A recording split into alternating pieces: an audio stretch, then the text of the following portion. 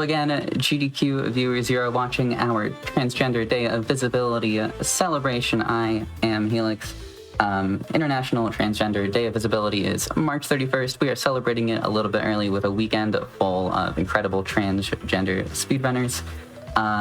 And our festivities continue with Kylie QB here to run Crash Bandicoot 4.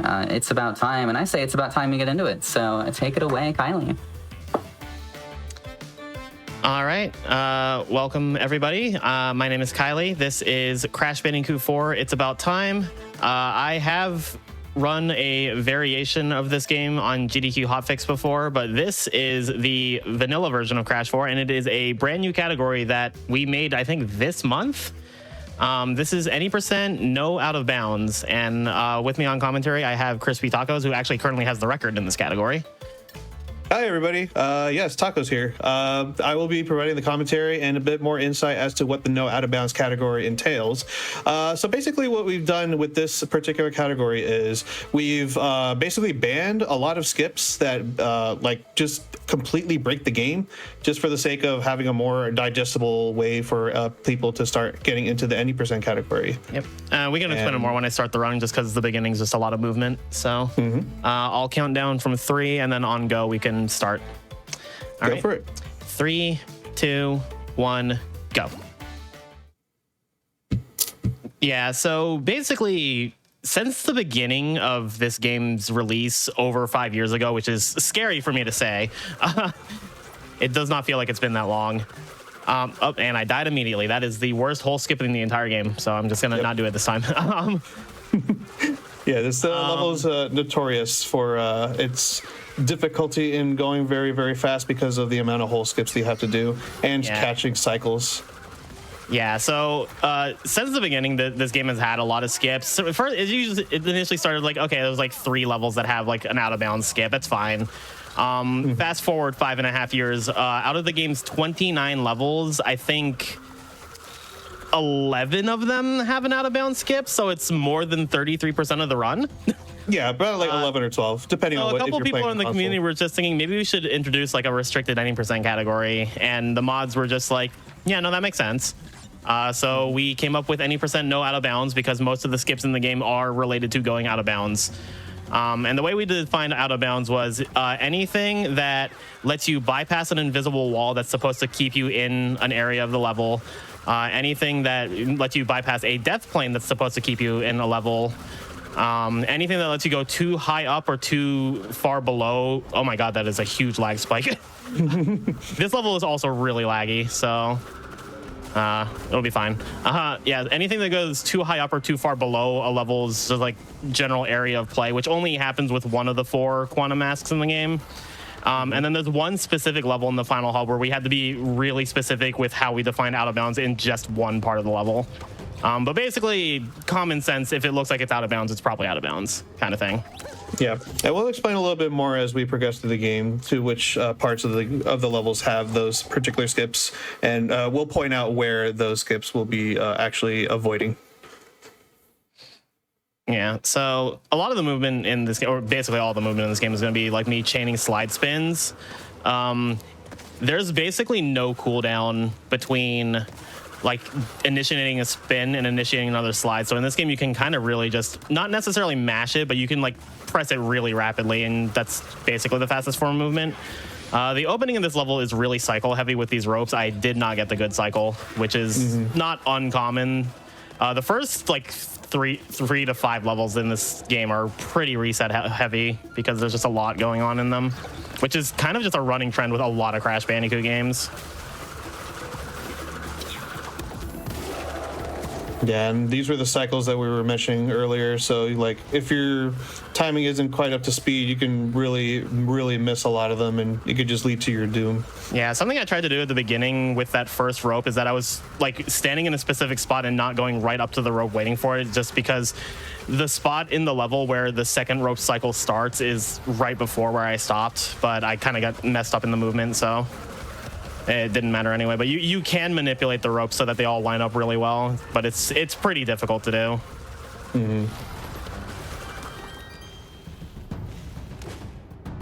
Yeah, the end of this is just like a chase section. Yeah, nothing too crazy to talk about here, but we will be seeing a lot more of these like parts of the game where we would just be chaining slide spins and making our way towards the end of the level. Classic Crash formation. Yep. So this is a Crash Bandicoot game, and I'm assuming if you were watching, you probably really like Crash Bandicoot, the character. He's a really cool guy. We're not going to see him for the rest of this run. Oh. So after the second level, you get spit out on the world map, and the moment you have access to the world map, you have the option to switch to Coco.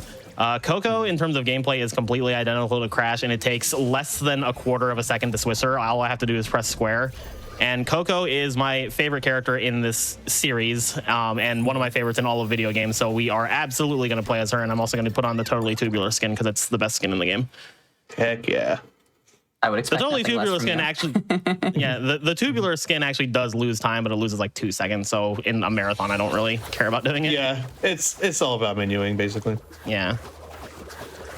Yeah, so this is a real grind, and this is the first level that gives us one of the 4 quantum masks. That's kind of the game's gimmick.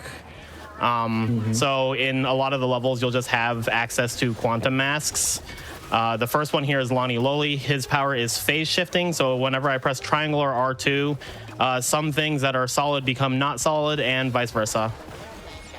He's honestly the least impactful of the 4 quantum masks. All 3 of the other ones like break the game in some way. Even in no OoB, there's a lot of crazy things you can do with them. So yeah, fairly tame considering the fact that they just, you know, it on paper it's like, oh yeah, they just change, like, they just phase things in and out of reality, and then in the game that's like the least the least impactful thing that it does in the entire game. yeah, he actually has some cool tech in like the completion categories, all clear gems and 106%, because if you press both of the mass power buttons at the same time, he'll immediately phase and then go back to what you were before. So if you're inside like a TNT, for example, and you do like the immediate phase in, phase out, the TNT will spawn like on top of you. It will explode, but the explosion will be like phased out, so you don't get hit by it. So it's a quick way to blow up explosive crates.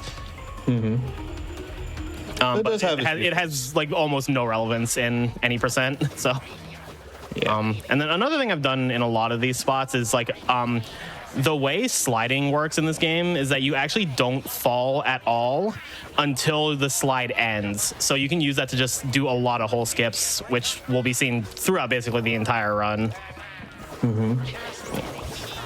And you can also like, you can force the descent to happen by just initiating a spin in the slide, and that will just force you to start falling immediately. There's a lot of control in this game with what you can do, which has pros and cons, because on one hand, the game is very responsive, but on the other hand, sometimes you just are a little off on your timing, and then you get an input that you really didn't want. Happens all way too frequently, especially in my experience. Yeah. That was amazing. Yeah, so I was going to say I don't like this level for a lot of reasons, and one of them is that it's one of the laggier levels in the early game, and that was definitely a spot where I dropped some frames and it threw off my movement. My PC is also on the older side, so it's started to not enjoy me playing this game, but it'll be fine. All right, I'm trying to do a little skip here. Yeah, that's like just a little tiny like corner cut. Stops you from going around. Yeah. Yeah, I have my graphic settings for this game on medium right now, and that's fine for most levels, but there's a couple where it's still a little like chunky. But overall, it should be fine. And then this is Frank. Hello, Bye, Frank. Bye, Frank. Don't worry, there's Frank 2. Oh, and you killed him. And there's Frank 3. Okay, surely Frank 4 you'll play nice with, right? And Engine does not like that we killed Frank. You killed all 4 Franks. Congratulations. I'm also skipping a lot of checkpoints just because that's like instinctively what I do, because it's like minor time save. I probably shouldn't be doing that. Good thing I got that last you got one. That checkpoint box, though. That one you always get because it's just in the way. All right, this is what I was supposed to do. Yeah, so if anybody hasn't played Crash 4, and maybe you've heard about how hard this game is, as a veteran Crash Bandicoot player since the second game all the way back in 1997 when I was the wee age of 3, yes, I am very old, this game is actually pretty hard. I think in terms of just like casual, like getting through the game, the only other Crash game that maybe rivals it in difficulty is out of the main series is Crash 1. In terms of 100% completion, it is absolutely the hardest game in the series outside of Crash Bash. So all of the things you've heard about how brutal this game is are true. Oh yeah, I'm sure there's like multiple video essays out there that you could probably explain why that the completion category is quite. I've thought about making a video essay about this game, but I feel like it's such a tired topic. Like everybody just knows how brutal this game's full completion is, and even just like the game in general. And it's just like I'm not treading new ground by saying what everybody else has said for the past 5.5 years. Maybe we just gotta give them a reminder. Yeah, so this is Hit the Road, and this is the first level that has an out of bounds that we're not allowed to do in this category. In regular any%, what I would have done there is I would have jumped on that checkpoint we passed and used it to go out of bounds and just skip this entire middle section of the level. It's a really cool skip, but it's also like probably the most common reset point in all of like early game any%, just because you only have one shot at it. The nice thing though about a lot of basically all but one of the levels where we're not able to do the out of bounds tricks is that the movement you do instead is still really cool. They absolutely nailed the movement in this game and the level design. So most of the levels, like the things you're cutting out is still really neat movement that you wouldn't see otherwise in any%. And then there's one level where it's like an auto scroller, but Yeah, like as you saw earlier with that elevator section, where instead of waiting for the elevator to rise up, we actually just used the Lonnie Loli mask to ascend our way up by facing the platforms and actually giving ourselves boosted height by using the body slam button. And because of that, we were able to skip that entire elevator section. And that was like tech that was innovated before we found all these crazy skips, like in the Crash Board's early life cycle. So it was pretty nice. Because it wasn't a day one or even a month one skip. Like it had been, someone had figured out how to do a triple spin. We didn't have a setup for it. And then I think 3 or 4 months down the line, a consistent setup before it was found. So it's like, it's not one of the earliest skips, but it's like old enough that it's not quite in the same league as like some of the later skips that got found in like the past 2 or 3 years. And now it has a home in this category, which I find fantastic. Yeah. Yeah, so this is just another chase section that'll be leading up into the first boss fight of the game, which is against Engine, which is a little strange because Engine's usually one of the later bosses in Crash games where you fight them. They definitely mix it up here. This fight is really cool, but it actually does contain a skip that is not out of bounds. And we do it in this category. It's a very difficult, intricate skip, so I'm going to try and explain it so that you all can follow along too and learn how to do it. Once you get it down, it's a pretty useful one, but it is pretty tough. So we'll see how it goes. Yeah, best of luck. Thanks. All right, so this is an homage to another Activision series, Guitar Hero. All right, so we have to do the first part of this phase here. We have to destroy his amplifier to destroy the firewall that's stopping us from going forward. All right, here we go. Let's see if I can get all of these steps down for this really complicated skip. All right. So step 1, you slide spin. And that is all the steps. It is so easy. You did it. Yeah. All you do is you slide spin into him. Yeah, so for some reason, the game treats slide spinning at a certain angle into Engine as 2 hits, and it just basically skips an entire section where you would have to continue hitting those minions into the speakers. And it saves about a good chunk of time. I want to say it's like close to a minute. It might even be more. This is a really long fight. Yeah. Like, this fight is so long that if I ever actually mess that skip up, I just start the fight over. Which is funny. But yeah, you're not supposed to be able to like stand on the rims of the drums like that, is my guess, because like they probably thought, okay, well, you're going to be bouncing, so you can only spin. So they didn't account for the fact that you can hit him on a second time while he's backing up. That actually is a good theory behind it, yeah. Yeah, there actually is an even faster version of that I think saves an additional 20 seconds, but it involves going around that firewall at the beginning of the run, and it was hotly debated, but we decided that at least for now we're considering that out of bounds. Because it's easier to say it's out of bounds and then change our minds later than to say it's in bounds and then change our minds later and then ban a bunch of runs that did it. So But also with that version of the skip, my bit doesn't work because that setup's actually quite a bit harder. So Yeah, I like the bit of playing it up like it's really difficult, and then it's actually just like a one-step trick. Yep. So this is one of my favorite hubs, if not my favorite. This is like a pirate hub. Yep. And this first level, the first two levels aren't like anything too special. The third level has a really cool trick in it. And it is also another level with a skip that is not out of bounds, so we still do it. So yeah, that's the other cool thing about no out of bounds, is that it's not strictly a glitchless category. It does remove a good chunk of the skips that are like a bit overwhelming when you first learn the game, but it still has like several other skips that are very cool. Yeah, because a lot of the skips that we do in the regular any percent category, like if you fail them, then it's just like automatically run over and you have to reset. And I feel like it's a bit discouraging, especially considering most of them are like very early on in the run too.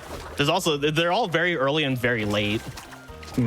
Like some of the, like there's one skip in the second to last hub that for the life of me I have not figured out how to do, and like I've even had Tacos try to help me in person at a GDQ and I just can't figure it out. But the skip saves like 30 seconds or something. So Yeah. It's nice. It's a category that puts much more emphasis on like the movement and is a much more like, for lack of a better term, like chill and relaxing category than any percent sometimes feels. So it's a nice middle ground.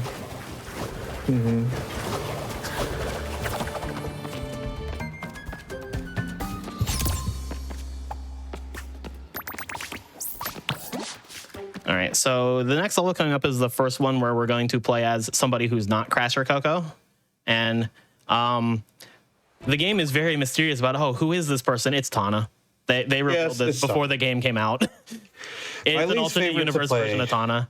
Yeah. But there is one cool thing here you can do. It saves like 3 seconds and loses a lot if you mess it up, but it looks cool, so we're going to do it. Yeah, we got to do it for style. I missed it. We're going to do it again. Close. Yeah. I think we're just a little too far back. have to reset the level if you mess this up, and I think people can figure out what I'm doing. Because if you do, the camera on the respawn is just weird and it just never works. So yeah, I'll do this like 2 or 3 more times, and if I just don't get it, we'll just keep going. There we go. Yeah, there you go. Yep, so you can snipe that checkpoint with her grapple and then just immediately ground pound for a fast kill. And it saves literally like 3 seconds. It's only 3 seconds. But it looks so cool. Yeah, and that's probably the coolest thing that Tana will ever do in this game from the rest of the run. Like, I know casually people's least favorite side character, again, sorry for spoilers for anybody who hasn't played this game, is probably Cortex, because he's the most difficult. But in terms of speed tech, I do think Tana is the least interesting. A lot of her levels are just running and jumping, and you even like try not to like attack too much because her kick attack slows her down, her double jump slows her down. So like, just everything. You only play as her, I think, twice in the. In any percent, you only play the side characters twice each. So we'll see her another time, and the second time we see her is not any more interesting than this one. So sad. It's definitely like a break in the run after you get past that initial checkpoint snipe. Yeah, a little mental palette swap, if you will. Yeah, and then I took a damage boost there because there's no other good place to use that mask, and it saves me a kick attack on that lobster enemy. It also probably that rope. Yeah. It also probably looked like I lost time getting that mask, and I definitely did trying to fall down the platform. But like actually going for the mask doesn't lose time because you're still waiting on. You have to wait on a rope cycle that's later on in like that part of the level, so it doesn't save or lose you any time to go or not go for the mask. So it lets you just go through that last cycle at the end and then catch that rope cycle. So it does save a decent bit. All right, so this next level is one of my favorites in the run, honestly. Yeah, it's like a top 5 level for me. This is Jetboard Jetty. So there's a fun story with the skip in this level. So at the end of this level, there's a mini boss fight. It's the only mini boss fight in the series, I believe. With a sea monster named Luis. We don't know who she's named after because in the IGN Des React, where the developers watched me react to this game, like one of the high ups at Toys for Bob said, yes, Luis, named after, and then his mic cut out, so we don't know who Luis is named after.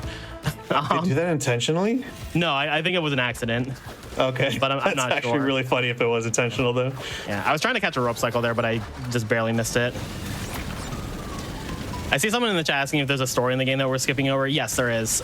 So the story is that this takes place directly after Crash 3. Cortex and Entropy came back from the time prison at the end of Crash 3 by simply waiting it out. They just like waited to become adults. And then basically they're tearing a hole in the space-time continuum, and Crash and Coco have to enlist the help of the quantum mass to seal it up because Entropy is trying to just completely erase the world and rewrite it at his own making. Entropy's basically trying to be Thanos. And then Cortex just kind of wants to get rid of all this and leave it behind. So he's trying to just go back in time and erase Crash Bandicoot. All right, so coming up here. So when this game came out, we had like, I set up a bounty to find Louise skip because none of us wanted to do this boss fight, and there had to be some way to get around it. And after like 6 months, a skip was found by a user named Supersphere. All right, so hold on, I need to focus for this part. There we go. So I was looking for an audio cue there, and the reason I lowered my FPS to 30 there is because this is actually frame perfect, so it's much easier the lower your FPS is, and 30 is the lowest you can go. So what happened there is that I paused the game on the exact same frame that I died, and the audio cue for that was that I heard like a cymbal in the background when I paused, because that's just like an audio cue that plays when you die. And when I was there, I pressed triangle to initiate an auto like respawn and regain control, and then just slide spun out of the death animation, and now I'm in zombie, and you can just do all this. And that's probably the simplest way I could explain this. It's a very convoluted setup, but once that we had the ability to find out that we had a zombie in this game, much akin to like something like Crash Twinsanity, then we realized that, oh my goodness, we can just skip this entire fight, and we're still in the level. Yeah, it does not go out of bounds. The thing we jumped around there is Louise herself, because her hitbox is still there even if she doesn't spawn in. That's actually the that's the second version of Louise skip, actually. That's Louise 2.0. The initial version, which is still used in all clear gems and 106%, we actually initiated the zombie in the Louise boss fight. And you have to still do that in completion categories because it's the only way you can do the skip and not miss crates. But that setup that I did there on the cannonball, I think that might have been found by either Jordy or Javi. It was like, I was not like super active at the time when it was found, but it's a much easier, more consistent setup, and it's also faster. So yeah, we're gonna have to go back to the scripts for that one and see where who originated that cannonball trick. Yeah.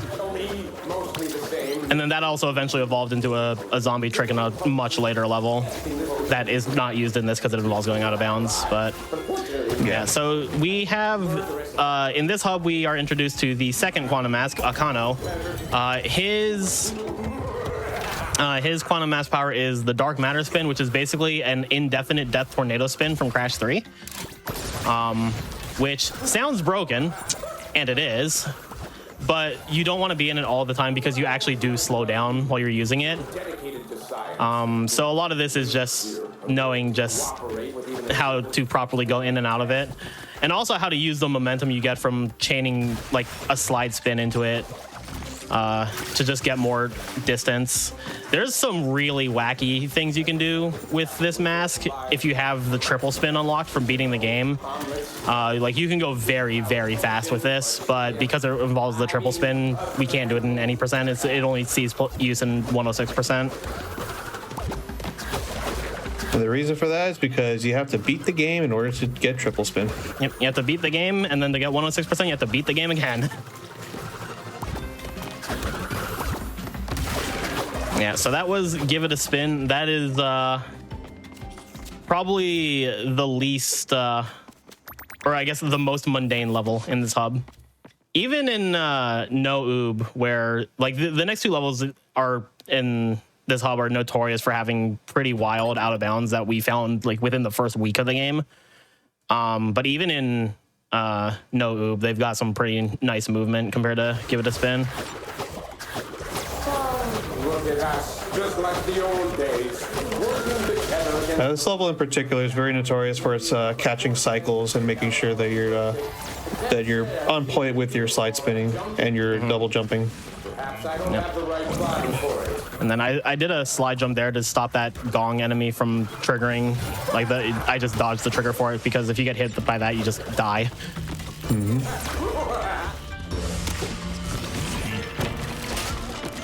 And here's the little corner cut. I don't know what I got stuck on there. I think they actually, like the wind box of that actually kind of got you there. All right. I think that technically might have been out of bounds, but I died anyway, so it's fine. I don't know. I don't know. No. I don't know how that happened. All right. Take two.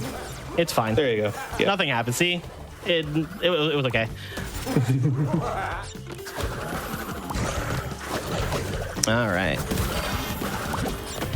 Yeah, so you'll see that we're kind of making our way up as fast as we can. So that little box jump right there. There's a funny dialogue coming up. Up, yep. Sometimes I think you're my only friend. And then I realize, no, that's right. Okay. We skip that dialogue in any percent because the out of bounds trick we do is actually using a condo to jump around that building. So we just don't hear that line. Yeah, But it's it's a very rare it's occasion. one of the funniest lines in the game. Poor Brio. Yeah. A lot of dialogue we Does actually anybody in the skip. chat have hugs for Brio? Yeah, hashtag hugs for Brio.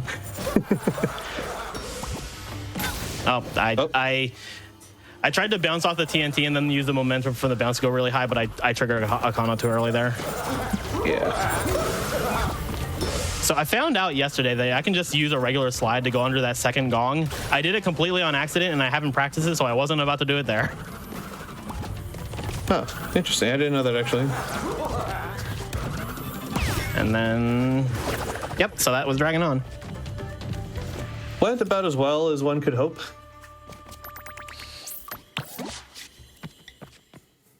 And the next level in this hub is off balance. This level's out of bounds skip has to be probably one of the most famous in this run if you know anything about it. The great thing though is that the part that it skips is partially an auto scroller, but even in the absence of the out of bounds, we found a way to just manipulate the cycle so that we basically skip the auto scroller too. And that's been used for a while in the all clear jumps category. It's just we've now implemented it in this category too. But yeah, this is one of my favorite levels in the run just because I think the movement is very fun in it. Unfortunately, I don't think we've found a way to catch this cycle yet. It's actually impossible because the moment you try to get to it, it just goes up immediately, no matter where you are. Okay.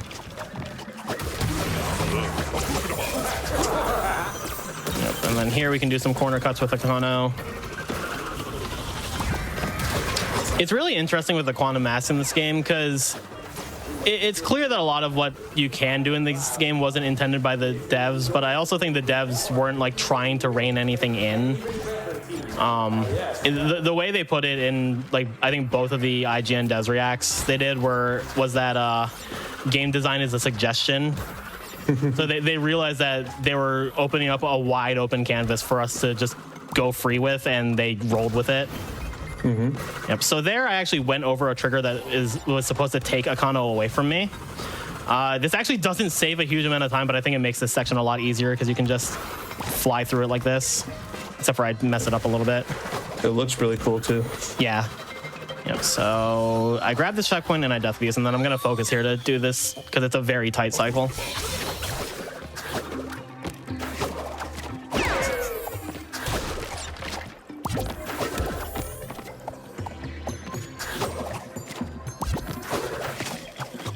Beautiful.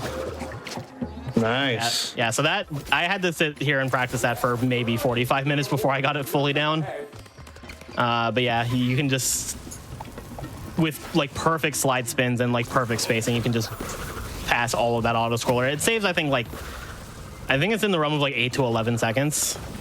So it's not minuscule for sure. But it's definitely one of the tougher strats in the run. Thank you.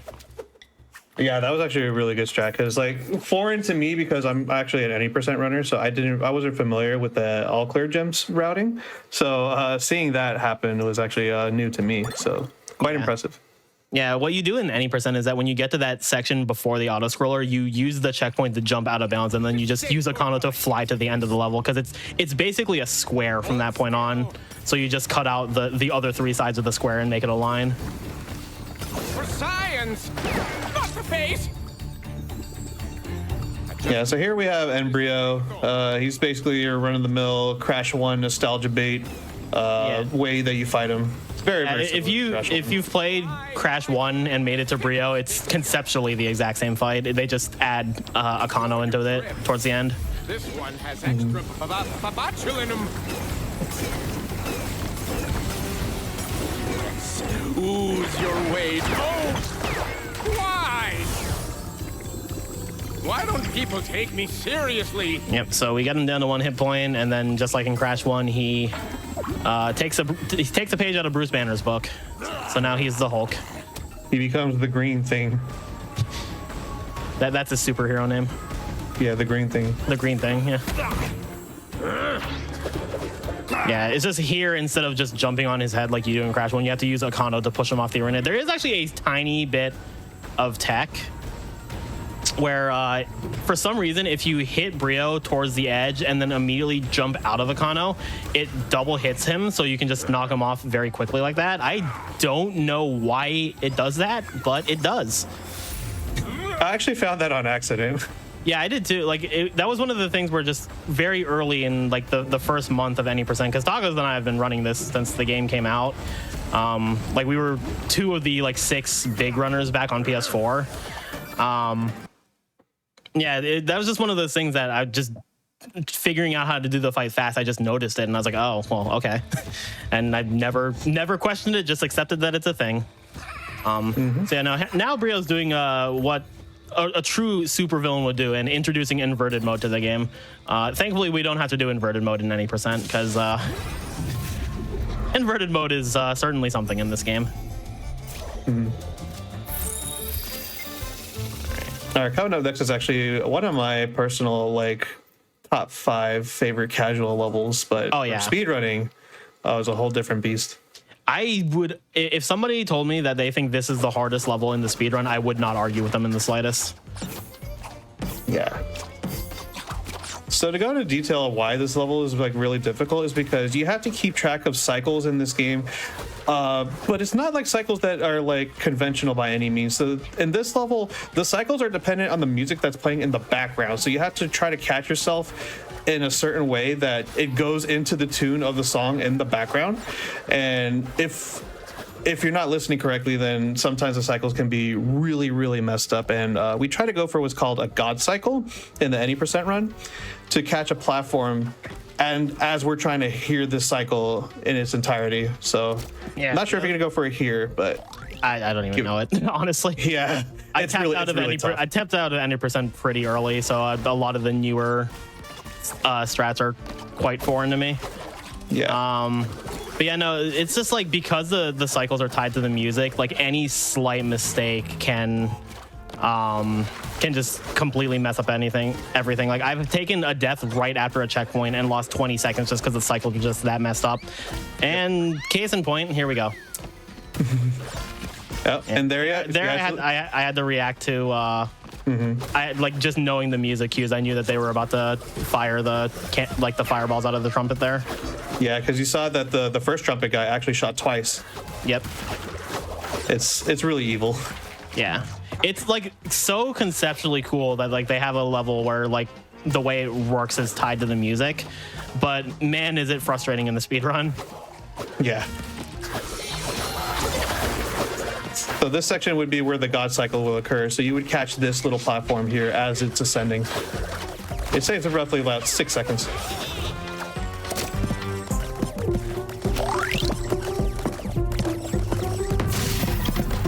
And then another very scary thing about this level is that so many of the checkpoints are so out of the way that just single deaths can be very, very punishing. Like you just have to skip a bunch of checkpoints in this because of just they're just in corners that you're just nowhere near.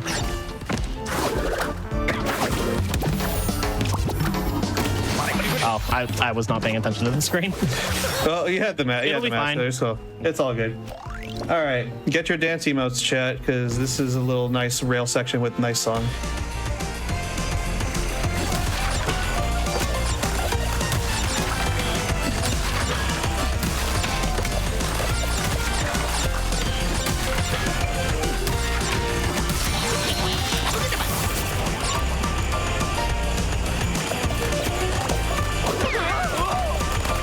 I'm gonna be safe and just get this checkpoint. Like, Yeah, that's fair. if you die on this rail section, it's like over a minute, and I just don't want to mess with that.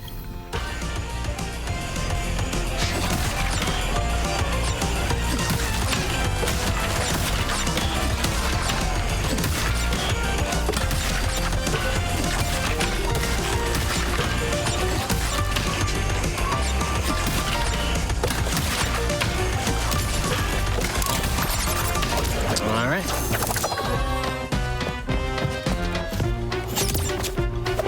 And that was offbeat. And it was definitely offbeat because of my death. So Yeah, like again, like we said, it's a very, very difficult level in the speedrun.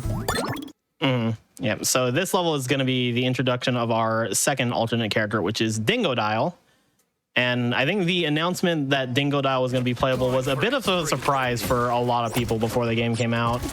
But it was, in the words of Chancellor Palpatine, it was a surprise to be sure, but a welcome one. I love Dingodile is like, they could have made a whole spin-off game where you played as just Dingodile, and I would have bought it.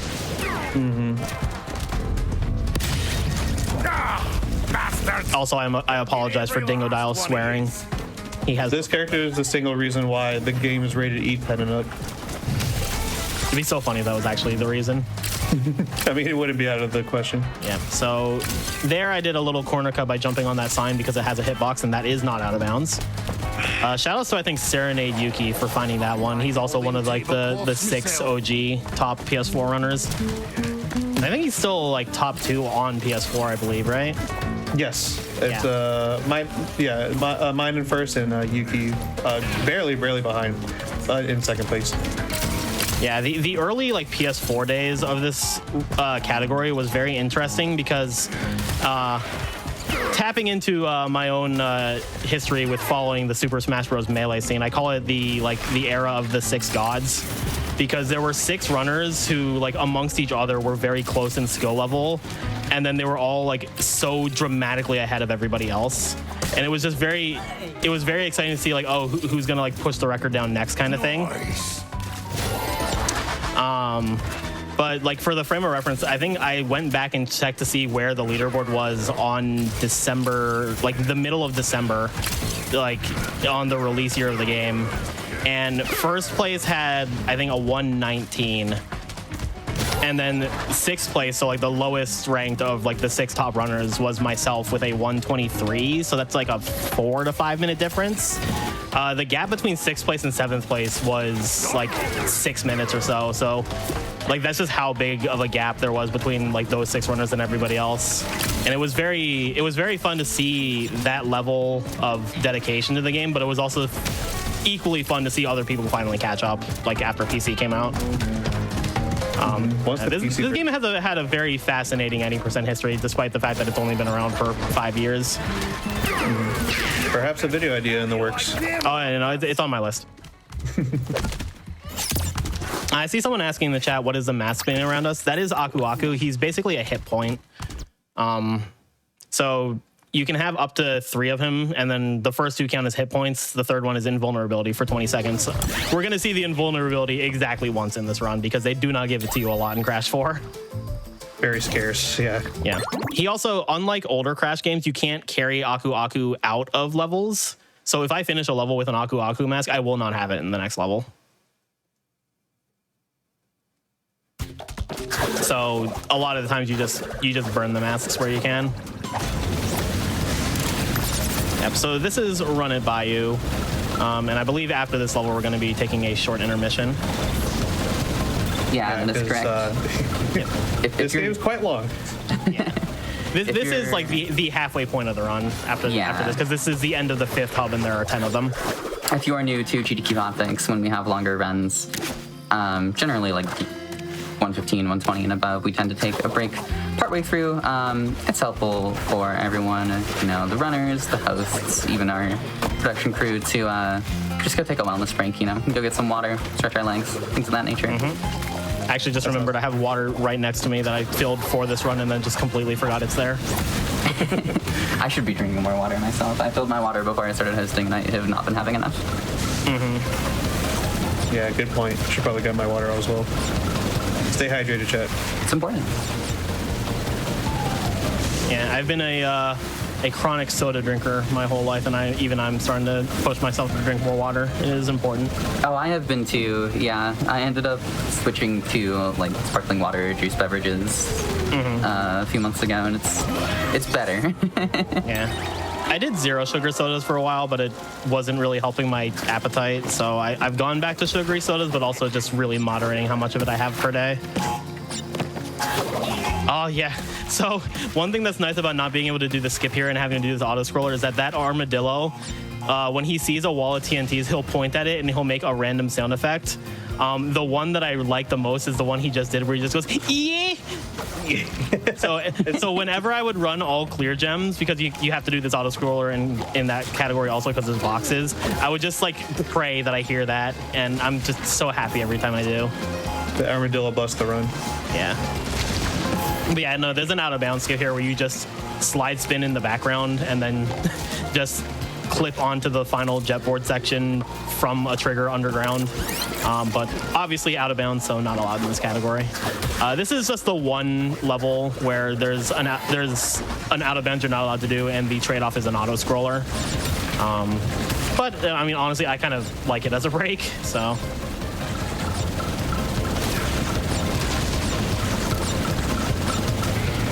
I see discussion about Dr. Pepper. I am Dr. Pepper's strongest soldier.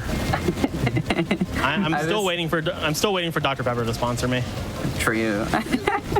I was saying it in chat, but if I keep it at home, I know I will drink it too much. But when I go to I've been trying really hard to not keep 12 packs at home because I will drink it all in like 3 days. Yeah. All right, so that was the end of Run It By You. So I guess this is where we will take our intermission. I can just sit on the menu and it's fine. All right, yeah, we're gonna take a quick wellness break. We were talking about hydrating, so you all go get some water if you don't have any. We'll be right back to finish this run out in just a few minutes. Don't go anywhere. Right then, need a hand.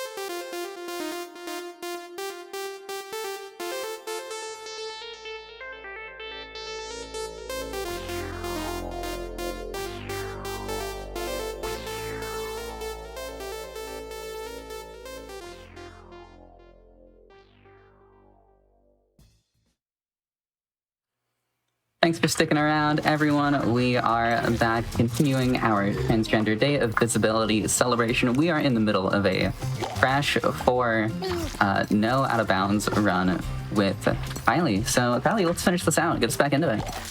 All right, so we just finished the first 5 hubs, so we'll be going on to the second half of the game, and I'll just count down again from 3, and then on go, I'll just immediately start my inputs again. All right, 3, 2, 1, go. All right. All right, so this is No Way Out. This was a demo level, so I have very long history with this one, and this introduces the time-stopping mask Kapunawa, and I'm just gonna let it speak for itself.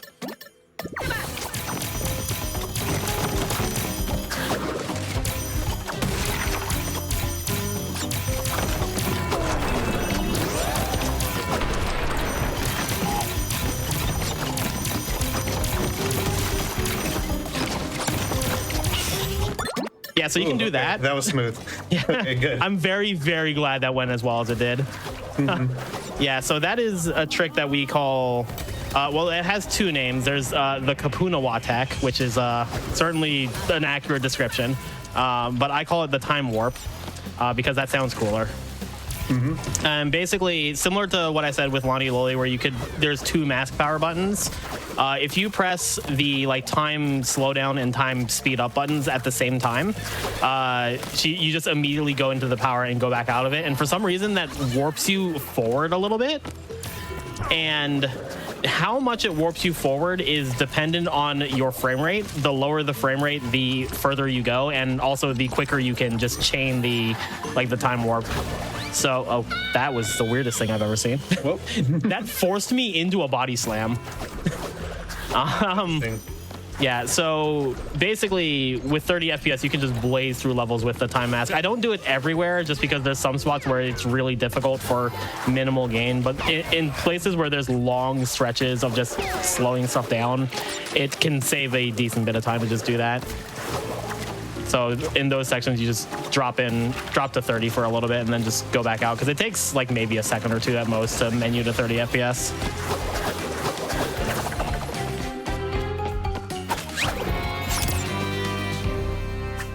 Yeah, and we'll see that a couple more times, including in the next level.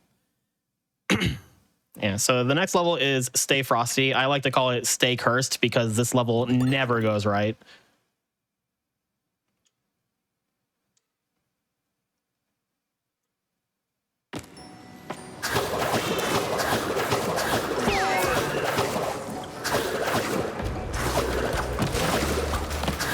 Here I'm just trying to delay these slides as much as I can just to clear the holes. Yeah, you gotta love ice physics.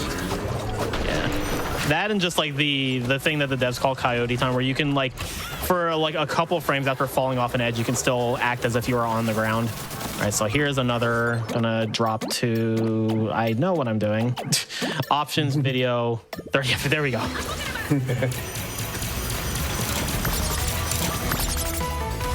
This one is really hard because it's semi-blind. I was gonna say the camera is having trouble keeping up with you. Yeah, it goes so fast that sometimes the camera just cannot keep up with you. So you have to be very particular about how you do it. And if you go too fast there, you can actually deload the level. So yeah, you could also cause the doors to not open because you missed the triggers for them. Also, I changed a monitor. I'm not sure if anybody noticed. They'll probably see it. Oh, well, I died, so we get to see it again. Yeah, I swear that death was an accident. yeah, truly. No, the chat has to see the very important message.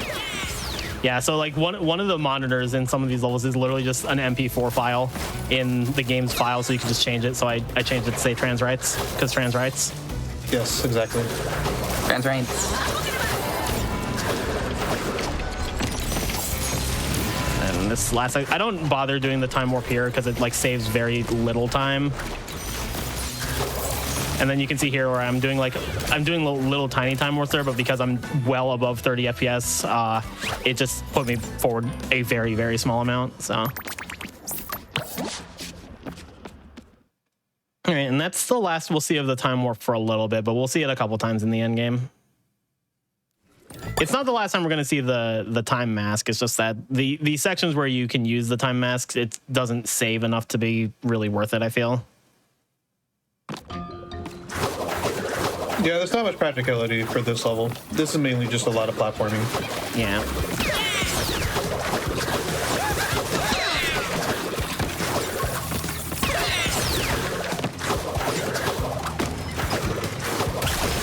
Oh, got stuck on the crates there.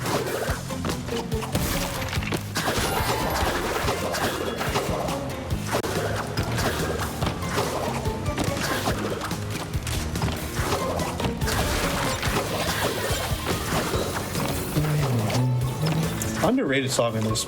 Yeah, this is a really good one. I really like this song. So there's a really tiny cycle skip you can get here that I'm going to try and do. If I can actually get up there. All right. Oh, no, my timing's off because yeah. So you can... You went around, yeah. Yeah, so you can stop those at a specific point where you can just jump onto the platforms from the crate, but I didn't get it, so...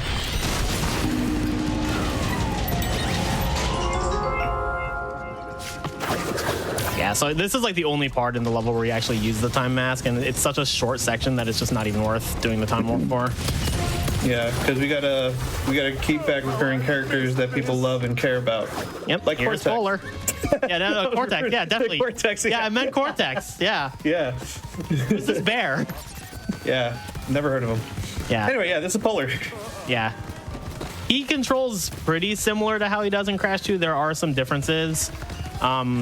The thing that you might see in Crash 2 speedruns where you initiate a charge and then immediately jump to remove the cooldown of the charge doesn't really work here.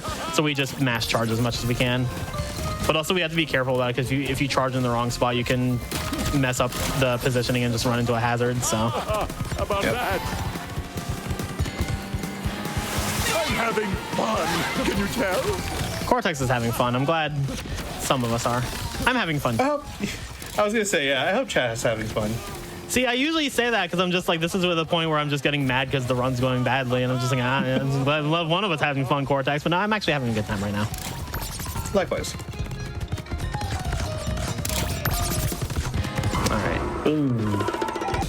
And that was Bears repeating. So coming up is the third boss fight, and this one is with Cortex. There is a skip you can do in this fight. I am almost certainly not going to get it. But we will try. Yep, best of luck.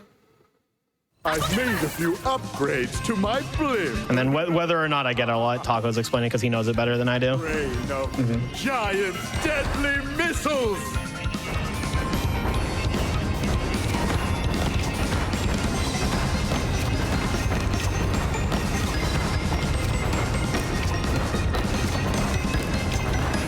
Punchbot Mark II, deploy.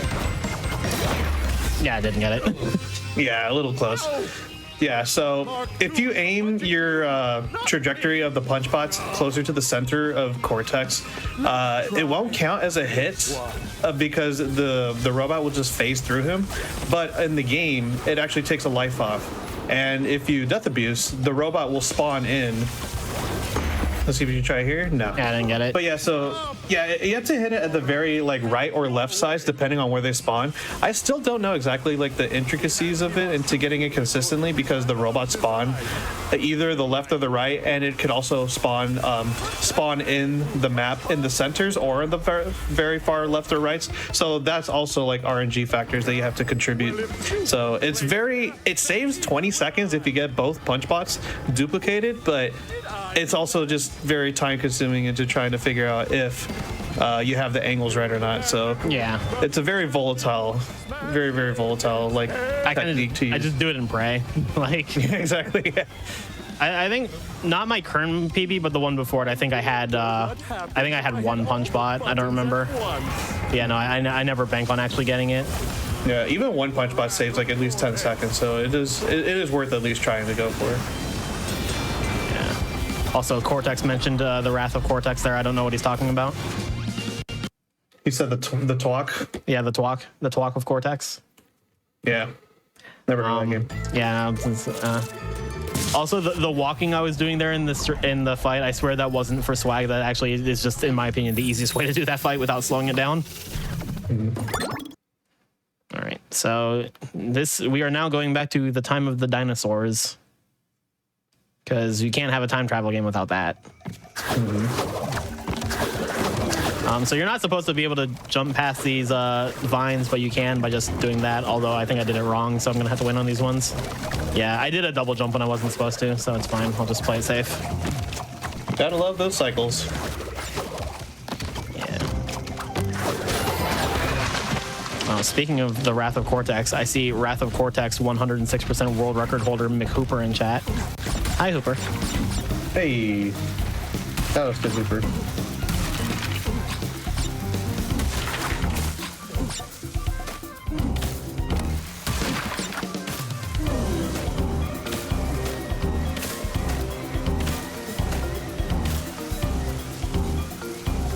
And then in this section, I'm basically just gonna use these masks to just go through these lava plumes.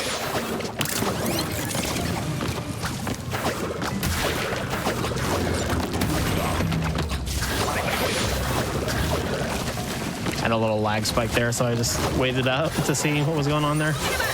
I'm gonna wait this out too, just because I don't have a mask. Yeah, this area is a little tricky to try to navigate through if you don't have an OoB mask with you.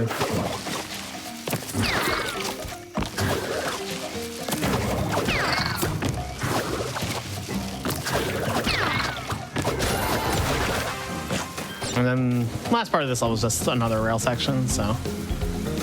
Yeah. Probably the least interesting level out of the hub in my opinion. Yeah, because the next level is going to be the 4th playable character, which is Cortex. And Cortex casually is not super well liked, again, because his gameplay is pretty different and a lot more precise and pretty difficult to get a feel for. But in the speedrun, at least in any percent, I think he's really cool. Yeah, my opinion on him has changed multiple times in the course of speedrunning this, and my current opinion on him now is that he's not Tana. Very true. Which means that he's a good. He's not Dingodile, but he's also not Dingodile, which is also not Tana. Yes, exactly. Yeah, so Cortex has a dash, and it's fast, and I like things that are fast. We also found out something very interesting. I don't know if this was like not known before, but it wasn't known to me until Crody mentioned it out. So there are 2 dash buttons in this game. There's R1 and circle. If you dash off a ledge and then jump out of the dash and then press the other dash button, you can get another dash, like in all circumstances, which is not supposed to be possible. So there's some cool things you can do that I'm not fully comfortable with, but I'm gonna go for anyway. All right, that was weird. And then you can like go over to that exclamation crate to hit that a little early, but I didn't like the cycle lineup there. Yeah, so we did a little skip for like going around all of this stuff. On the way, yeah. I tried. All right, we'll try it again. But yeah, no, you're supposed to like go like all around like the top of this. Yeah, around. You can just do this, and it's way faster, so. Yeah, it's just having to navigate through that entire right section. Yeah. All right, there we go. So that's the double dash I was talking about. Shout out to Mario Kart Double Dash. Yeah, I was gonna say. Yep. Definitely one of my favorite Mario Karts. Yeah, we kept calling it Double Dash inherently because of Mario Kart Double Dash, and they were just like, I know you're gonna mention it at some point. Yeah. On second thought, no volcano lair. I can feel my nostrils. Didn't take any damage there. That was nice. Yeah, I don't know how that happened.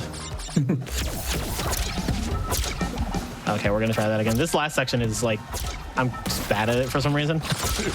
Haven't seen mushroom. I swear I pressed R1. I swear I pressed. Yeah, you did a dash close to the ledge and it just drops it drops all your inputs if you just fall off it. It's really weird.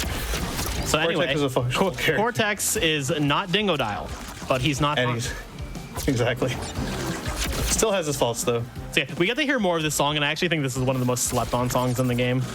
Mm-hmm. Like, there's one part that like plays like really late into the song that we just never hear in any percent, and it sounds so cool. Mm-hmm. So you should give this song a listen if you ever have a chance.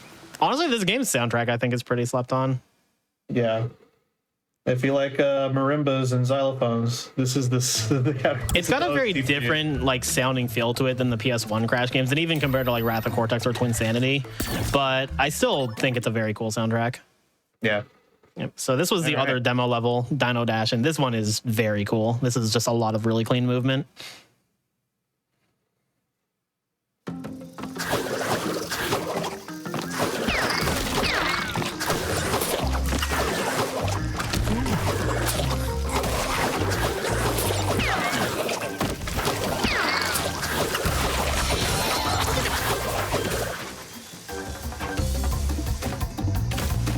And there's, I feel like we haven't seen Lonnie Lowly in a bit, so.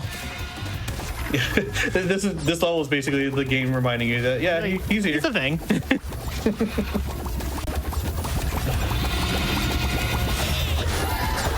Yep. So here's another chase section. It can't be a Crash Bandicoot time travel game without a dinosaur chasing you. Right. This one is also real life accurate because it has more sounds akin to a bird than like the roaring of the Triceratops in Crash 3. So the devs did their homework.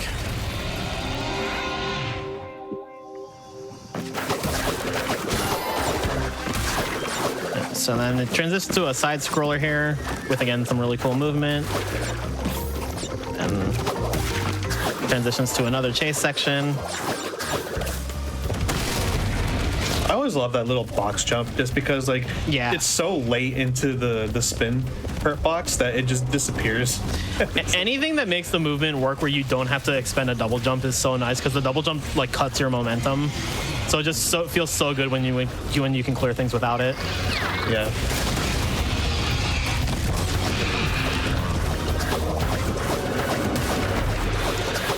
All right, and then this is probably my favorite side scrolling section.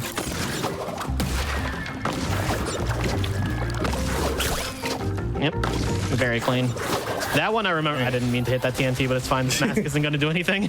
That one I remember just labbing in the demo for like hours before figuring out how to do it fast. And it's like a part in the game that really tests your ability to do like slide spins correctly and like how to use the coyote time of the slide. Mm-hmm. Yeah, if you ever want to practice slide spinning and getting over the hole skips, this is the perfect level to do so. Yeah, this level will absolutely teach you how to do hole skips well. And that was all of the dinosaurs. And we're going to go to what might be the opposite of the dinosaurs, which is space. You gotta have those time parallels in a time-related game, right? Yep.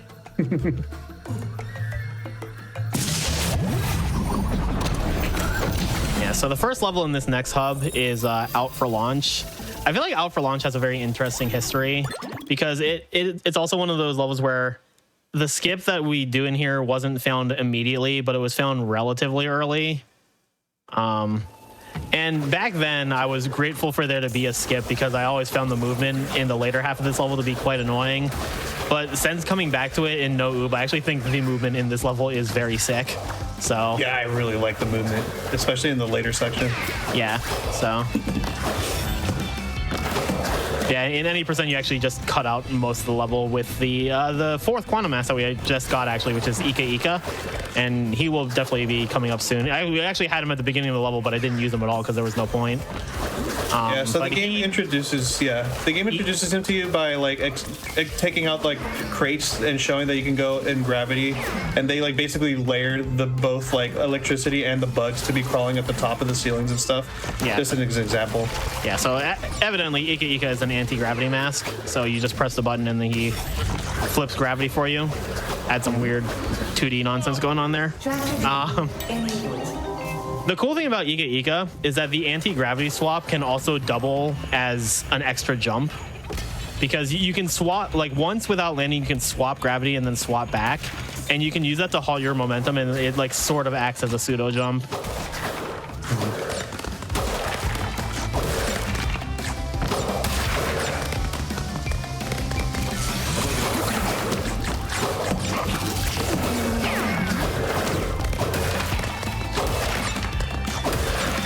So like here, I'm gonna do that. So you can do just that to just extend yourself way farther than you're supposed to, and it saves time having to grab onto those wall cling walls, which I think are also introduced in this level. No, they were in off balance. Yeah, they're very brief and off balance, but they become a lot more prominent starting in this hub. All right, now this section. Good luck. Yeah, this is the section with the cool movement. Nice. Oh, that was clean, actually. Whoa, nice. All right, I gotta take note of that because the way that I did it in my no out of bounds is very, very, very different. Yeah. I think that one, I just like randomly did it like that. I was like, wait, no, that was really good. I'm gonna keep doing that. Yeah. So fun fact with these nitros, on release, they actually bounced on the rails and they could randomly kill you. They patched that out very, very early, but they forgot to patch it out in the alternate version of this level called shipping error. And shipping error gives you no masks. So in full completion categories where you have to do shipping error, you can just randomly die to that. And if you're doing 106% where you have to do a deathless run, it's just the worst feeling in the world.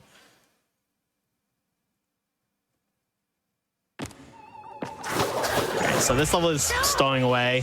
Honestly, I think this might be the one level in the run where I have the least things to talk about. It's just kind of there. Yeah, I find myself not really like lapping this level out as much to like practicing it. It just kind of comes naturally.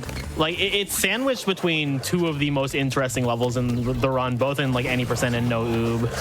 So it's just like it's just kind of whatever. Like it's not a bad level. It's just like it doesn't really stick out in the same way in terms of like strats and stuff. So it's very self-contained. You can do, again, there's two different like slide buttons in this game. There's R1 and circle. You can do a thing there where I was doing, I got a slide there despite the fact that I wasn't holding a direction.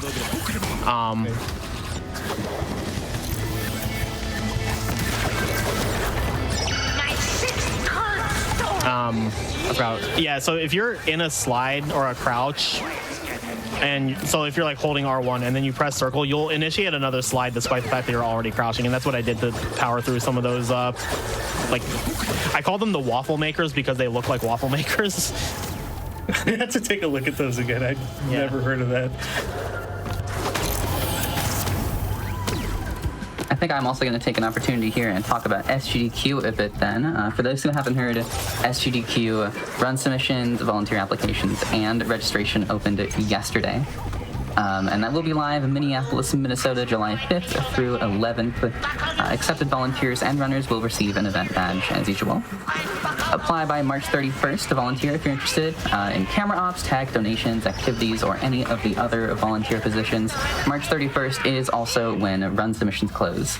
You can visit gdq.gg/volunteer/apply to learn more about that, or submissions.gamesdonequick.com if you're interested in submitting a run. And I timed it nicely because we were just finishing up that level. All right. Yep, perfect. Yeah, good timing. So this is Crash Landed. This level for years was just not broken in the slightest, and then people figured out how to do a zombie glitch in it, and it became absolutely broken wide open. So I do like that no OoB exists to kind of maintain that classic feel of the level, because it was always a level that I think had a lot of cool movement going on, especially with this little guy coming up here. We're gonna say hi to our best friend. You'll hear a lot of things that this guy is called. They're all wrong. His name is Tim. Hi, Tim. Everybody in chat say hi to Tim. Hi, Tim. Yep, he's only in this level only. My split name for this level is actually Tim's Huge Adventure. But see, the sinful thing about any percent, despite how cool it is that there's all those skips, the out of bounds in this, like, where you do a zombie glitch, it's on this first section where you ride on Tim. It's just you do the same thing with the cannonball and jetboard jetty, but then you do the rest of the level without Tim. And like, how could you abandon Tim like that? Like, you should never abandon Tim. Anyway, I'm about to abandon Tim. Bye, Tim. Also, here's the only triple mask in the entire run.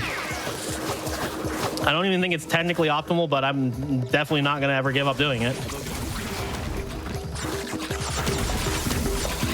Yeah, there's also some really cool things you can do with Ika Ika with the ice physics there. Like you saw, I just went flying after a slide.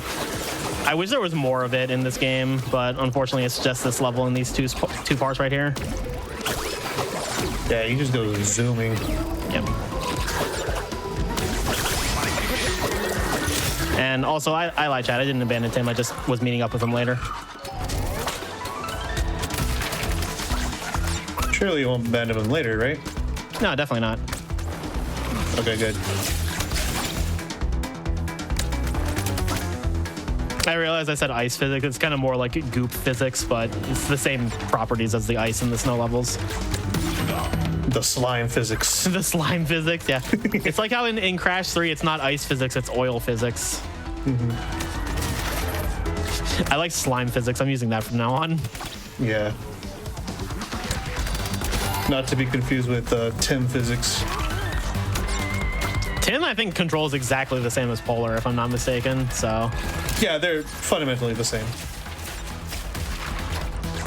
But Tim has a cute tail, and his eyes stick out on antenna, and that's pretty cool. We respect Tim in this household. Yeah. I think the origin of the name Tim was... We didn't know the name of, like, the alien species the devs later confirmed was Snurgle. And we didn't know that when the game came out, so we just didn't know what to call him. And there was a runner named Sethrono who was just like, you know what? He looks like a Tim. I'm calling him Tim. And I rolled with that, and I, like, really pushed for it. And a very good friend of mine who is also a Crash community moderator, Merkaz, bless his heart, I love him, shout out to Merkaz. He commentated an any percent run for SGDQ 2021, I believe. And they got to this level, and they were saying Tim. And Merkaz was like, no, he's not Tim. Only Kylie calls him Tim. And then the entire GDQ chat just started calling him Tim. So he is Tim. The legacy of Tim will continue for ages to come. Yeah. Also, I also lied at the beginning of the run. We also will see Crash one more time, and it is in this fight. Because I switched to Crash for a very specific reason for that. Yes! You switched to Crash for this. Okay, cool. All right. Yeah. It doesn't hit as well with Coco, I will admit. Yeah, so this is a 1 minute rail grind that just takes us to the fourth boss fight. But if we pick up all of these Bumpa berries, as the game calls them, something funny will happen. Would you say it's something monumentally stupid? Yes. But that's why I love it. Yeah.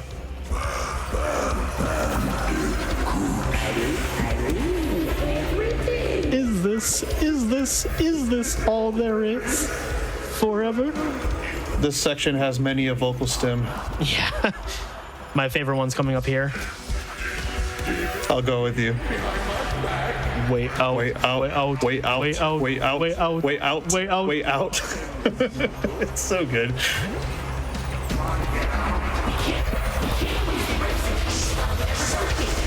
And then here's another one. Kick some. Kick some. Entropy butt. All right, chat, join us.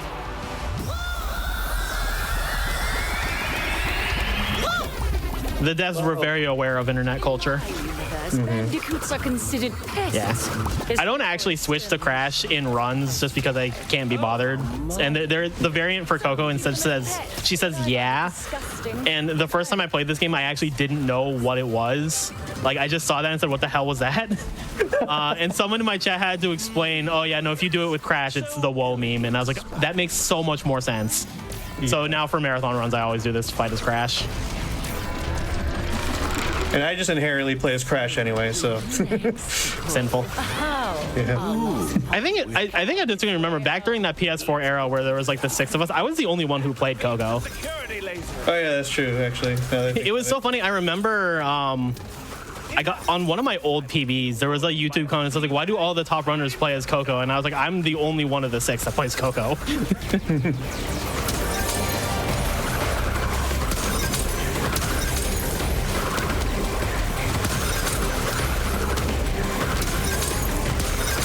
Yeah, to explain a bit about how this fight is going. So basically you traverse around a little platform section and you just kind of break all these platforms while avoiding the entropies from hitting you with these little electric balls. And it's gonna this fight's gonna end very abruptly. You see them kind of go towards the center. It was kind of implying that there was gonna be like a third phase of this fight, but I guess just due to time constraints, they were like, yeah, I guess we're not gonna develop the last part of this fight, and then kind of just ends there. Yeah, I'm gonna be completely honest. I didn't even think to explain the fight because it's by far the least interesting part about that level. Pretty much, yeah. The meme and the movement to the fight are definitely like the actual interesting parts. There's actually a console exclusive skip in that fight because it involves a tech that does not work on PC. But even if it did, it would be out of bounds. Yeah. So in the console version of no OoB, it is not allowed. Yep. So that would bump it from 11 levels to 12 levels. Yep. Yeah, there's for some reason there's a tech with Akano that's exclusive to the console where if you like trigger Akano and body slam at the same time, I think. Or if it's like, it's either you go into or go out of Akano and body slam, like you just get infinite jumps. Yeah.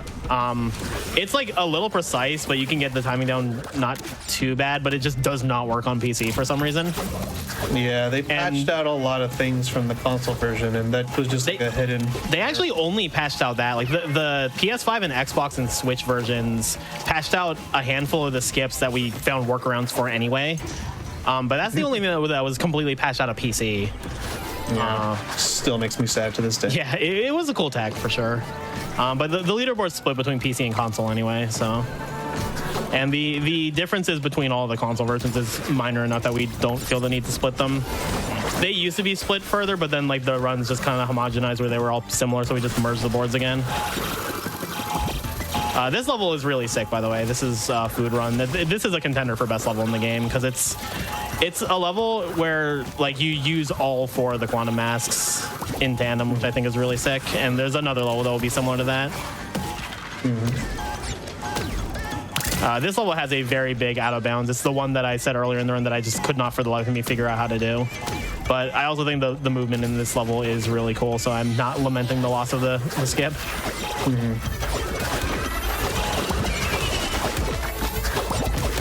That was not what I wanted to do. Oh, dang. Yeah. Yeah, I fat fingered a little bit there. I was gonna say that looked really clean up until that point, Yeah. too. It's really cool. How can we ruin this? A body slam. I think I mentioned this the last time I was on Hotfix with this game. Body slam and slide are... I press the buttons, I swear. Body slam and slide are on the same button, which is circle and or R1. It has been like this for the entirety of the body slam existing in Crash Bandicoot, so since Crash 2. It has never been changed.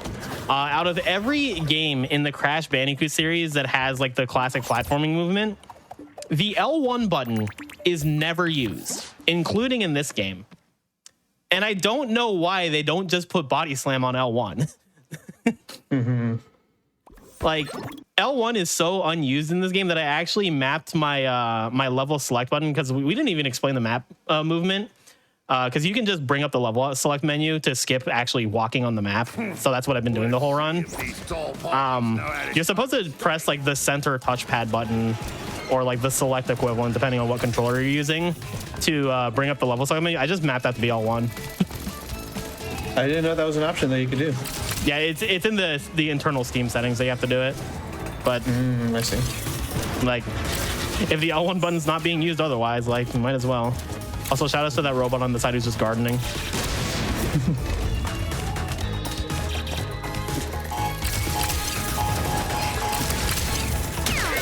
Blimey, best not to think about that. Does this mean I have franchise potential? And here, Dingo Dow was wondering if he could be a franchise with his restaurant. Yeah. Am I a franchise? I guess we didn't take the time to explain that this... In an airport? Sorry, I had to wait for him to say in an airport, because that's like one of my favorite lines in the game. I guess we didn't take the time to explain that, yeah, this is indeed taking place in the future, and Dingo Dial's seeing his name plastered everywhere, so he's like taking the opportunity to really think about franchising his restaurant. Yeah.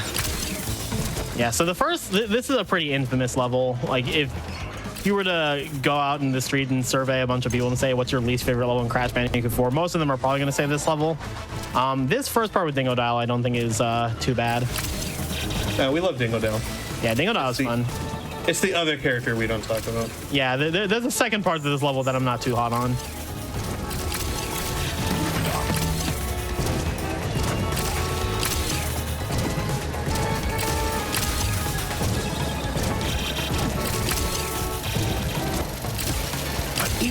This is like the one section that's like a little weird on Dingodile. Yeah, I lost my master earlier there, so I just wanted to play safe.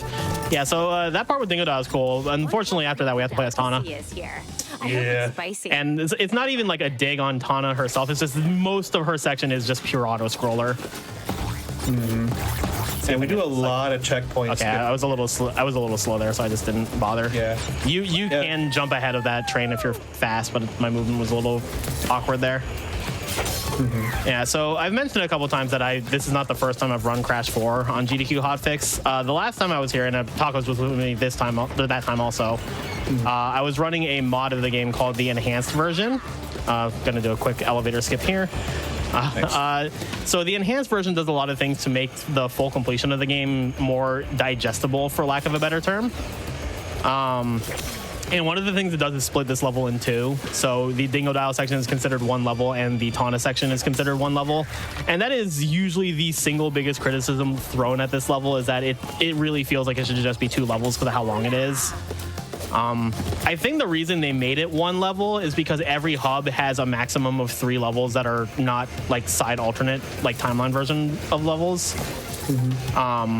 But the thing is that the first hub in the game only has 2 levels. So they could have just put 4 levels in this hub and still had a perfect 30. So, I don't know. I think it could have been 2 levels. Funnily enough, when you ran Enhanced, that was on my Hotfix show too, so I was hosting. It was the exact same crew. Yeah. Funny how that 4 is pretty cool. Yep. I've definitely had a long time to formulate my thoughts and feelings on this game. At the end of the day, I do truly love this game a lot, despite things I think it could have done better. I think a lot of things it did phenomenally well regardless. So it definitely is a very fun game that I would recommend anybody give a shot. I have even if you don't want to go for full completion, this is, I think, just going from point A to point B, beating the game, this is probably the most fun Crash game to do that in. It's worth playing. It's a good time. Yeah.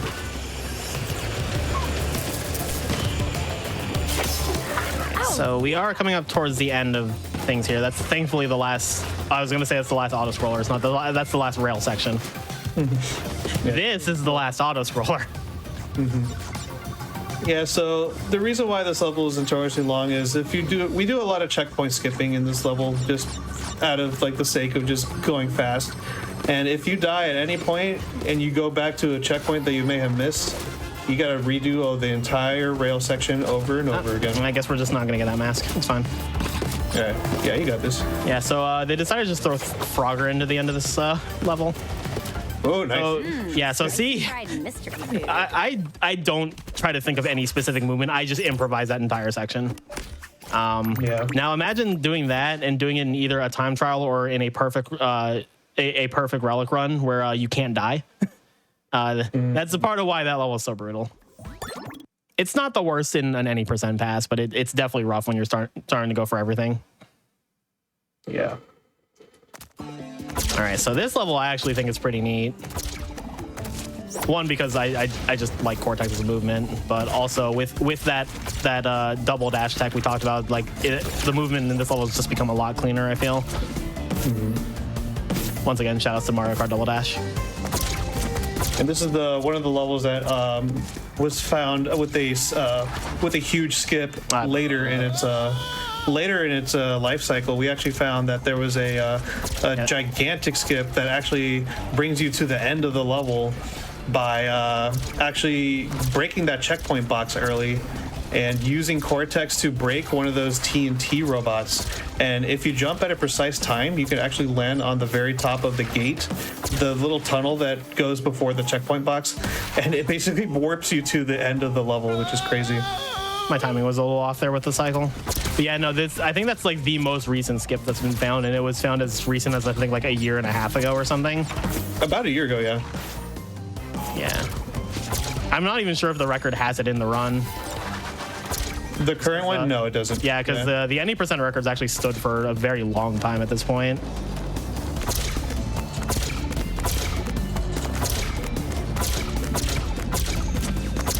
I think it has every other skip though. Yeah, I think it does the crash landed skip, which was the second most recent, I believe. Yeah.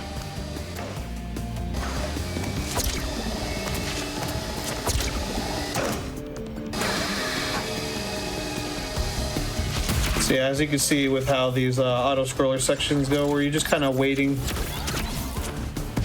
You can see how the any percent no out of bounds has like a drastically different time scale than the regular any percent.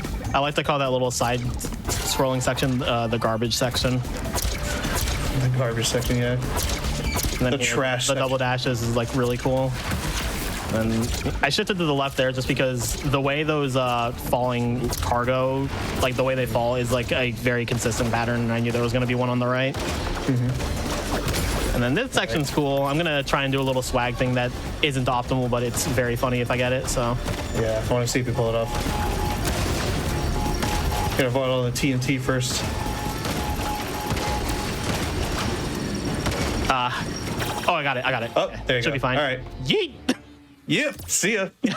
Yeah, if you pass the end of level trigger and you're still on one of the moving luggages, then Crash or Coco just walks into the center spot on the end of level screen and then just flies off. Yeah. So It loses time, but it's the funniest thing ever. So shout out to Serenade Yuki for that one. He found that on accident, and then I started trying to go for it, and it just looks really funny. Yeah. All right, so we are on to the final hub.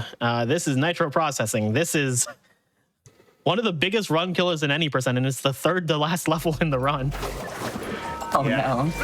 Yeah, there's a huge skip here that was found by Mick Crody, and we aptly call it Crody skip.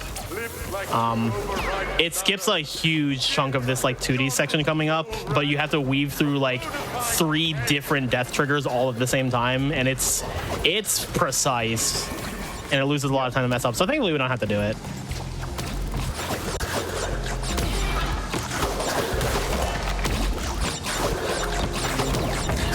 So talking lore-wise, right now we're actually in the year 1996. Yep. So we're in a time period right before Crash 1 happens.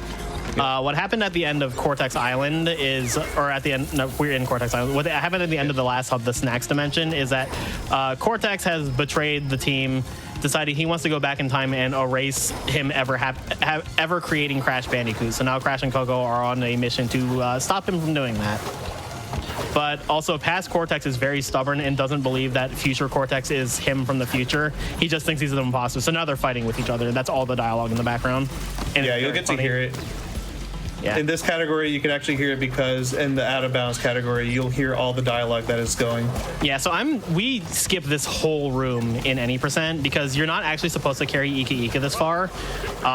The devs just forgot to put an invisible wall at the end of that 2D section to the left, so you can use that to dodge the trigger that avoids Ika Ika falling off of you, and you can just use Ika Ika for a huge part of the level that you're not supposed to.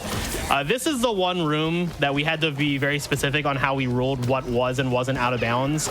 We decided anything that doesn't go past where this like toxic goop waterfall in that inner room, as long as you don't go over the edge of that waterfall, you are inbound. So that's why I was being very particular about where I was going.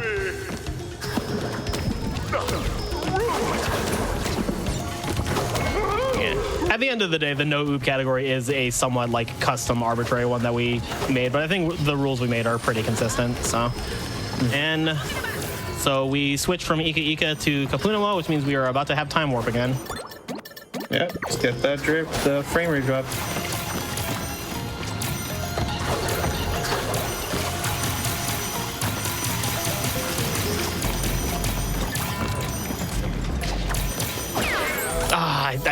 I didn't see the other one.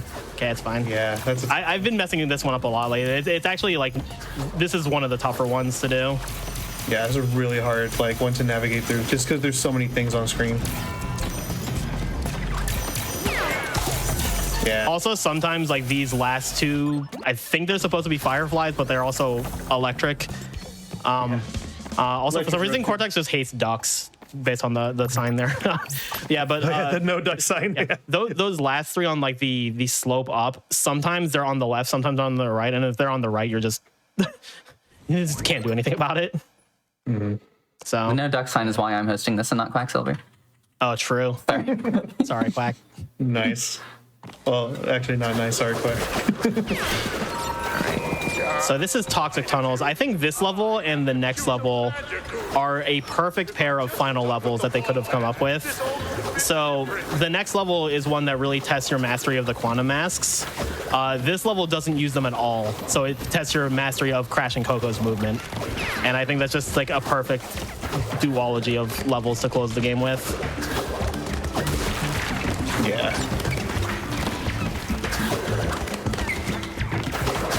And then this level also has the multicolored gem path that is classic to Crash games with colored gems, but obviously we're not going to do it because we didn't get any of them.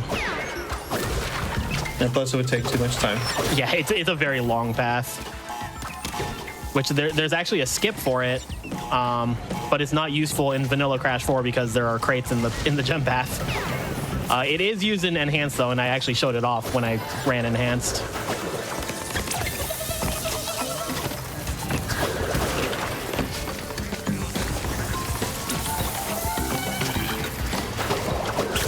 Yeah, a lot of this is just like the movement we've been seeing the whole run, so. Catching cycles too. Yep. On the original like PS4 release of the game, you used to be able to stand on like the large electric like pylons, I guess. They just didn't have a hitbox that killed you, and then they patched it out, and it was honestly kind of sad because that was so cool. I got a lag spike right there. Okay. Yeah, that was rough. Might be time to upgrade my PC.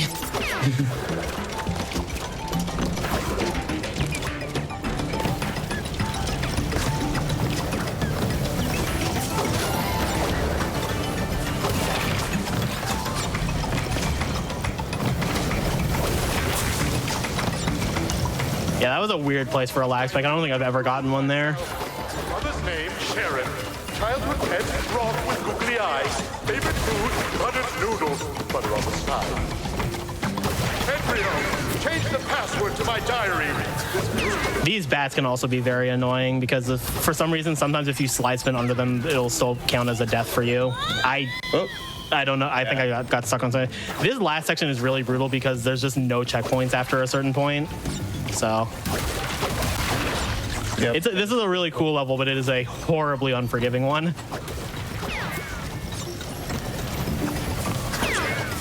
I'm just gonna be patient here. Just play it safe. Yeah. And those bats have a dastardly huge hitbox.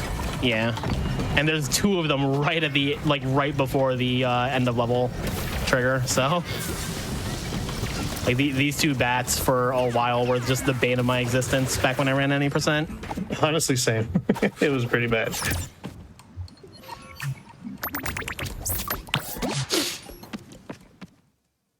All right, so we are coming up on the final level, which is Cortex Castle. This is so you always hear when someone is watching speedrunning for the first time and you think to yourself, oh, I could never be as good as you.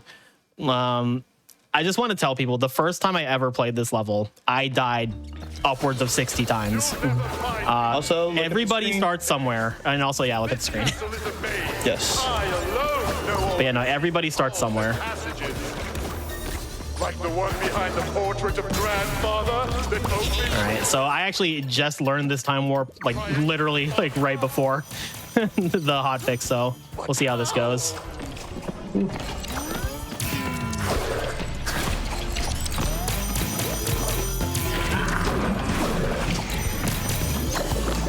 Very nice. I slowed down in a couple spots to be safe, but overall that was fine. And that's the last time warp we're gonna see, so. Also, once again, trans rights. Trans rights. What is it? Am I seeing double? Trans rights. Quickly, revoke this fraud's hologram access. No, Embryo, I'm no fraud.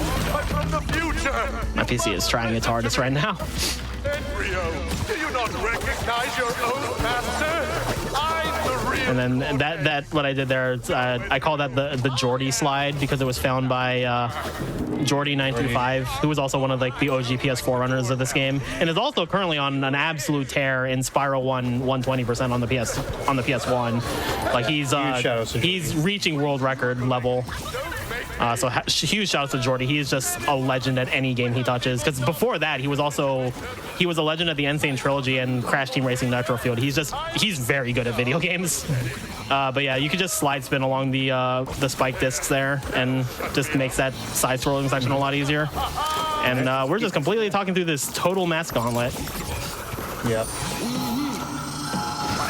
All right, so good thing we kept that mass there. We could skip that entire section. Yeah.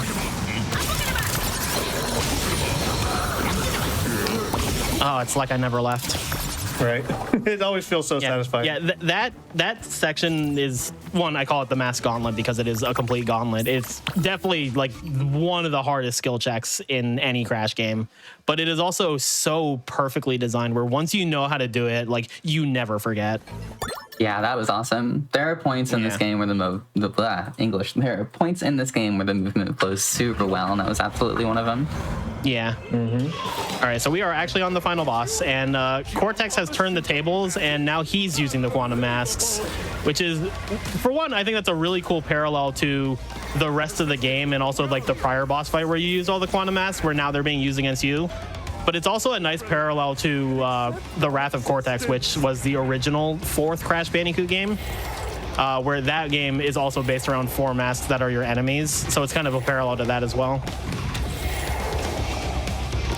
Overall, I just think this fight is cool.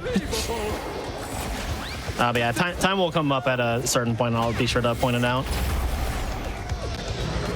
Time out! Time out! The trans rights picture didn't fit quite perfectly there, so now there it just says Ran GH. I see rights on. Yeah. Funny enough, on the right. In the back, there's one that just says rights, and then the other ones are all rights mirrored. Yeah. I'm like, yeah, that's definitely right. Ran GH, Ran Guitar Hero? Ran Guitar Hero, yeah. I'd consider it. Guitar Hero 3 is one of my favorite games. Heck yeah. Maybe it'll change if it goes upside down. Nope. No. Oh, it does. It doesn't change to be correct. So.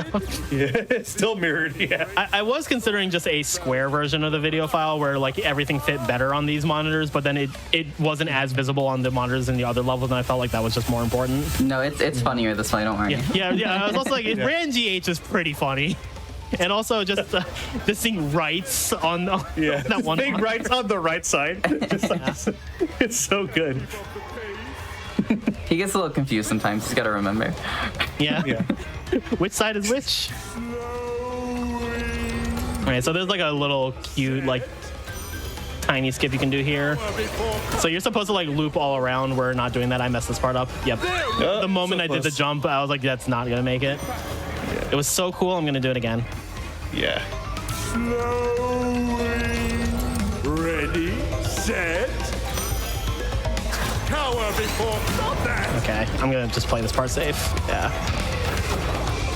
Yeah, so like you can do a very tight slide spin jump there to make that, but it's very tight. Tough, especially because you have to dodge the shockwave attack also. Like if you do it quickly enough, you don't have to wait it out like I did. All right, so there's 4 more hits coming up, and they're all in this phase. So time will be when I throw the last lab assistant into Cortex. Fun fact: the PC version of those lasers are very slow compared to console. I think it might actually just be like the PS5 version is fast, but I'd have to double check. But yeah, they run lightning fast on PS5 and time. Nicely done, GG. Thank you. Very nice run, Kylie. Yep, that was Crash 4 any percent no out of bounds. I'm very happy to show this category off because we literally made this an official category, like I think a month ago, maybe not even a month ago. It might have just been the beginning of March. It's really cool. I like how focused on the movement it is, especially with how heavy on skips the pure 90% run has been, and like the skips are really cool, but I do always like seeing another category that plays a lot differently. So very happy that I was able to show this off, and I hope you all enjoyed it a lot. Just quick shout outs to my speedrunning community. You all are always there for me through everything, and I cannot appreciate it enough. Thank you again to Tacos for joining me on commentary with this, and thanks to GDQ for having me on showing this game again. Always happy to show off any Crash Bandicoot game or any game in general. And Tacos, do you have any shoutouts? Yeah, just quick shout outs to the speedrunning community for Crash. Of course, shout outs to you guys in the chat. Shout outs to trans rights. Yep, of course, trans rights. Gotta say trans rights. Shout outs to trans rights. But I mean, I'll say it on my end before you close it out. And I would just want to say, if you're interested in Crash Bandicoot 4 and unsure where to start, I'd say that No Out of Bounds is a good way to get yourself familiar with the game and learn things from there. And we do have a Discord server of it's all the HD Crash games, we call it, which is just everything from the Insane Trilogy onwards. If you want to join that, a link is on any of those games speedrun.com pages. And yeah, we're super welcoming and always willing to help people who are learning the games. And they're all great speed games, so I would definitely recommend it. Otherwise, that's all I've got to say. Thanks again for having me. Yeah, thank you both for being here. That was awesome. That's going to do it for me as well, but our Transgender Day of Visibility celebration continues. We are only about halfway through our runs today, maybe even slightly less. You'll be hearing more from me tomorrow, but as we go get set up for The Legend of Zelda: A Link to the Past, when we return, you will be joined by the wonderful Quacksilver. Quack helped me out planning this event, and as you probably already know, is a phenomenal host, so you are in good hands. But before I go, I'm just going to say, trans rights. I will catch you all tomorrow, but please enjoy the rest of the runs we have going on today. 4, 3, We'll be right back. 2, 1. Trans rights?